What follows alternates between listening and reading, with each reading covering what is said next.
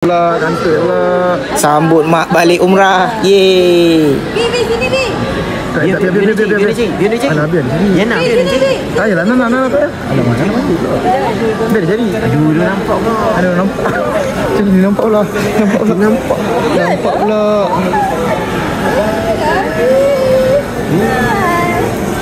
Ingat Randy Orton mana tadi? Randy Orton.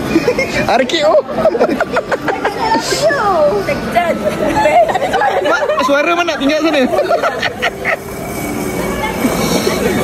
Akhirnya dapat dah sampai ya. Nangis dulu, nangis. Ni nangis apa? Penat tunggu. Finally. It's coming. Diorang nak ni buat video. Diorang nak jerit-jerit lu, nampak konten lu. Oh, nampak konten juga. Itulah ingat Randy Orton ni. RKO. Bau unta.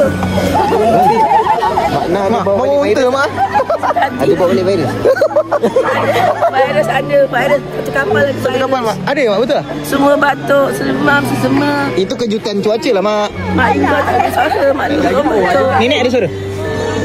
Nenek ada? Mak banyak jerit-jerit kat sana? Siapa kata jerit? Apa tu? Tak ada jerit lah tapi memang cuaca teruk. Mak tak minum air banyak-banyak? Nanti terkencing.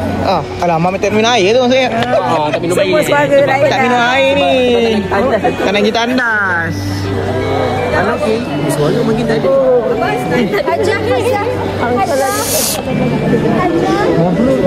Malung. Salaman. Okey Malung. Ada juga. Aku. Korang nampak keberkatan kan?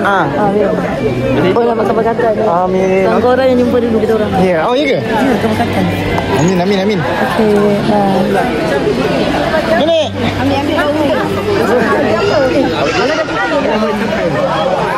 Alhamdulillah. Okey ni. Lain semua tak ada suara, ni ada suara. Okey ah. Okey, sesi ya. Dia orang kata kau Randy Orton. Ha? Udah. Dari situ kau Randy Orton. Alamak. Nak buat RKO. Dah sampai. Ambil lah mana gol. Hitam tak nampak mana ada gol Urin ada. Okey. Ini Saudara satu.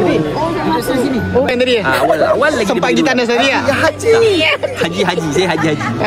Haji 2 kali ya. Yang ni yang plastiknya ni. Saya ambil plastik awal.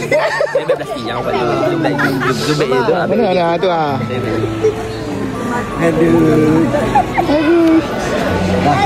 Belum.